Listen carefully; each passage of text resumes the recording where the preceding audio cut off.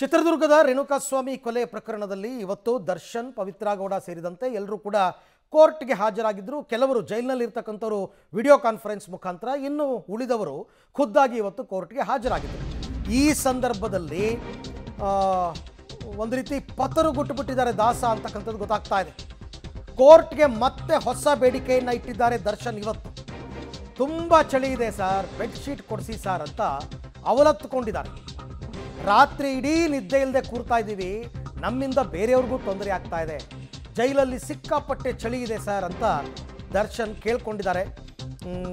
ನಮಗೆ ಈ ಚಳಿಗೆ ನಿದ್ದೆನೇ ಬರ್ತಾ ಇಲ್ಲ ಅಂತ, ಅಂದರೆ ಅವರ ಗ್ಯಾಂಗ್ ಅವ್ರು ಯಾರ್ಯಾರಿದ್ದಾರೆ ಅವರೆಲ್ರಿಗೂ ಕೂಡ ನಿದ್ದೆನೇ ಬರ್ತಿಲ್ಲ. ಸುಮ್ಮನೆ ಕೂತಿರ್ತೀವಿ ರಾತ್ರಿ ಎಲ್ಲ ನಿದ್ದೆ ಮಾಡ್ದೇನೆ, ನಮ್ಮಿಂದ ಬೇರೆಯವ್ರಿಗೂ ಡಿಸ್ಟರ್ಬ್ ಆಗ್ತಾ ಇದೆ, ದಯವಿಟ್ಟು ಬೆಡ್ಶೀಟು ದಿಂಬು ಕೊಡಿಸಿ ಅಂತ ಇವತ್ತು ಮತ್ತೆ ವಿಡಿಯೋ ಕಾನ್ಫರೆನ್ಸ್ನಲ್ಲಿ ಕೇಳ್ಕೊಂಡಿದ್ದಾರೆ ದರ್ಶನ್. ಅಕ್ಷರಶಃ ಈ ಚಳಿ ಬೇರೆ ಜಾಸ್ತಿ ಇದೆ, ಹಾಗೆ ನೋಡೋಕ್ಕೆ ಹೋದರೆ ಇಂಥ ಸಂದರ್ಭದಲ್ಲಿ ನಮಗೆ ನಿದ್ದೆನೇ ಮಾಡೋಕ್ಕಾಗ್ತಾ ಇಲ್ಲ ಅಂತ ಜಡ್ಜ್ಗೆ ಕೇಳ್ಕೊಂಡಿದ್ದಾರೆ. ಜಡ್ಜ್ ಕೂಡ ಅದಕ್ಕೆ ಪೂರಕವಾಗಿ ಸ್ಪಂದಿಸಿದ್ದಾರೆ. ರಾತ್ರಿ ಇಡೀ ಚಳಿಗೆ ನಿದ್ದೆ ಇಲ್ಲದೆ ಕೂರ್ತಾ ಇದ್ದೀವಿ, ನಿದ್ದೆ ಮಾಡೋಕ್ಕಾಗ್ತಾ ಇಲ್ಲ, ಹೀಗಿರಬೇಕಾದ್ರೆ ಒಂದು ಸ್ವಲ್ಪ ಆದರೂ ನಮ್ಮ ಬಗ್ಗೆ ಕರುಣೆ ತೋರಿಸಿ ಬೆಡ್ಶೀಟು ದಿಂಬು ಕೊಡಿಸಿ ಅಂತ ದರ್ಶನ್ ಇವತ್ತು ನ್ಯಾಯಮೂರ್ತಿಗಳಿಗೆ ಮತ್ತೆ ಕೇಳ್ಕೊಂಡಿದ್ದಾರೆ.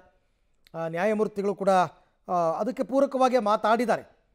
ಸೊ ಹಾಗಾಗಿ ಕೋರ್ಟ್ ಎದುರು ದರ್ಶನ್ರ ಹೊಸ ಬೇಡಿಕೆ ಇದು.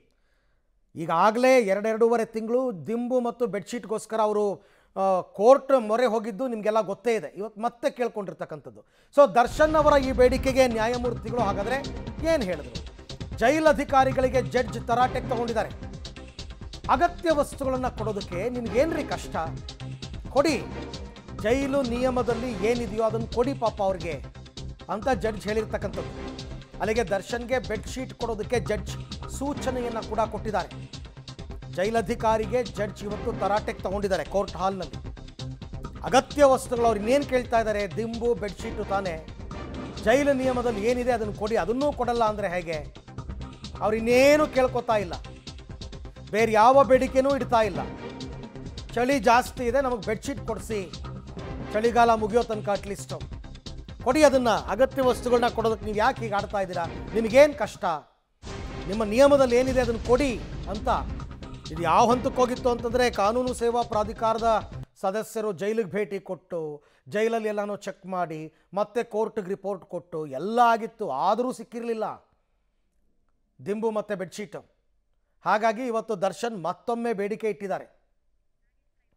ಈ ಎಲ್ಲ ವಿಚಾರಕ್ಕೆ ಸಂಬಂಧಪಟ್ಟಂತೆ ಮತ್ತಷ್ಟು ಮಾಹಿತಿ ನನ್ನ ಕೊಲೀಗ್ ನಾಗೇಶ್ ಅವರಿಂದ ಪಡ್ಕೊಂಡ. ನಾಗೇಶ್, ನಿಜಕ್ಕೂ ಕೂಡ ಪರಪ್ಪನಗ್ರಹಾರ ಜೈಲಲ್ಲಿ ದರ್ಶನ್ ಪಡ್ತಿರುವ ಯಾತನೆ ಎಂಥದ್ದು ಅಂತಂದ್ಬಿಟ್ಟು ಗೊತ್ತಾಗ್ತಾ ಇದೆ.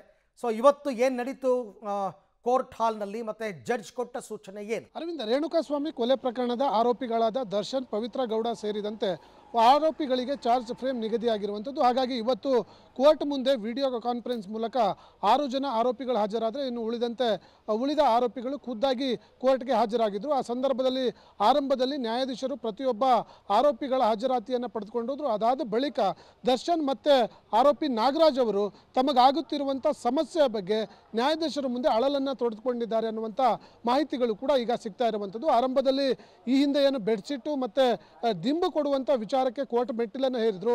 ಅದಾದ ಬಳಿಕ ಕೋರ್ಟ್ ಕೂಡ ಪರಿಶೀಲನೆ ಮಾಡಿ ಜೈಲಿನ ಮ್ಯಾನ್ಯುವಲ್ ಪ್ರಕಾರ ಏನೆಲ್ಲ ಅವಶ್ಯಕತೆಗಳನ್ನು ಕೊಡಬೇಕು ಅವನ್ನ ಕೊಡಬೇಕು ಅನ್ನುವಂಥ ಆದೇಶವನ್ನು ಕೊಟ್ಟಿದ್ರು. ಅದಾದರೂ ಕೂಡ ಅವರಿಗೆ ಬೆಡ್ಶೀಟ್ ಕೊಡ್ತಿಲ್ಲ ಅನ್ನುವಂಥ ಆರೋಪವನ್ನು ದರ್ಶನ್ ಮತ್ತು ಆರೋಪಿ ನಾಗರಾಜ್ ಇಬ್ಬರೂ ಕೂಡ ಇವತ್ತು ಮಾಡಿರುವಂಥದ್ದು. ಬಹಳ ಪ್ರಮುಖವಾಗಿ ನಾವು ಚಳಿ ಆಗಿರುವಂಥ ಕಾರಣಕ್ಕಾಗಿ ನಿರಂತರವಾಗಿ ನಾವು ಚಳಿಯಿಂದ ನಡುಗುವ ಪರಿಸ್ಥಿತಿಯಲ್ಲಿರೋದ್ರಿಂದ ರಾತ್ರಿಯೆಲ್ಲ ನಿದ್ದೆ ಮಾಡಲಿಕ್ಕೆ ಸಮಸ್ಯೆ ಆಗ್ತಾ ಇದೆ. ಹಾಗಾಗಿ ದಯವಿಟ್ಟು ನಮಗೆ ಒದ್ಕೊಳ್ಳಿಕ್ಕೆ ಬೆಡ್ಶೀಟನ್ನು ಕೊಡಲಿಕ್ಕೆ ಅನುವು ಮಾಡಿಕೊಡಬೇಕು ನೀವು ಅನ್ನುವಂಥ ಮನವಿಯನ್ನು ನ್ಯಾಯಾಧೀಶರ ಮುಂದೆ ಜಡ್ಜ್ ಅಳಲನ್ನು ತೊಡೆದುಕೊಂಡಿದ್ರು. ಅದಾದ ಮೂಲಕ ಅದನ್ನು ಪರಿಶೀಲನೆ ಮಾಡಿ ಜಡ್ಜ್ ಅವರು ಜೈಲಧಿಕಾರಿಗಳಿಗೆ ತರಾಟೆ ತೆಗೆದುಕೊಳ್ಳುವಂಥ ಕೆಲಸವೂ ಕೂಡ ಆಯಿತು. ಯಾಕಂದರೆ ಜೈಲ್ ಮ್ಯಾನ್ಯುವಲ್ ಪ್ರಕಾರ ಅವರಿಗೆ ಏನೆಲ್ಲ ಸೌಲಭ್ಯಗಳನ್ನು ಕಲ್ಪಿಸಬೇಕೋ ಅದನ್ನು ಕಲ್ಪಿಸಿಕೊಡುವಂಥ ಕೆಲಸ ಜೈಲಧಿಕಾರಿಗಳದ್ದಾಗಿರುತ್ತೆ. ಹಾಗಾಗಿ ನೀವು ಚಳಿಯಾಗಿರುವಂಥ ಕಾರಣಕ್ಕಾಗಿ ಅವರಿಗೆ ಬೆಡ್ಶೀಟನ್ನು ಕೊಡಲಿಕ್ಕೆ ಆದೇಶವನ್ನು ಮಾಡಿದ್ದಾರೆ ಅನ್ನುವಂಥ ಮಾಹಿತಿಗಳು ಕೂಡ ಈಗ ಸದ್ಯಕ್ಕೆ ಸಿಗ್ತಿರುವಂಥದ್ದು. ಅರವಿಂದ್.